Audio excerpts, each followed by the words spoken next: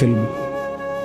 এই কথাটাই আপনাদের সামনে এখানে আমি শুনাইতে চাই। এই অল্প একটু শুনে আল্লাহ তাআলা এখানে এই কথাটাই তুলে ধরছেন কোরআনের বহু সূরায়, যে বান্দা এই সৃষ্টি জগৎ একদিন থাকবে না, কিয়ামত হবে, একদিন ইসরাফিল ফু দিবে। ইসরাফিল যেদিন ফু দিবে, কোরআনে এই বর্ণনাটা দুই ভাবে আছে।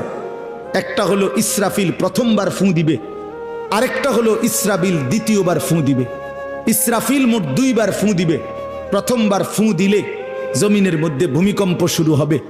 আল্লাহ বলেন এই ভূমিকম্পটা গোটা পৃথিবী একসাথে, আমার সৃষ্টি পুরাটা একসাথে নড়বে। ইন্না জালজালাতাস সাআতি শাইউন আযীম। আল্লাহ বলেন বান্দা, দুনিয়ায় বহু ভূমিকম্প তুমি দেখছো, তবে মনে রেখো কিয়ামতের ভূমিকম্প, ইসরাফিল ফু দিলে প্রথম যে ভূমিকম্প হবে, কিয়ামত সংঘটিত হওয়ার জন্য, গোটা সৃষ্টিটা ভেঙ্গে চুরে যাওয়ার জন্য।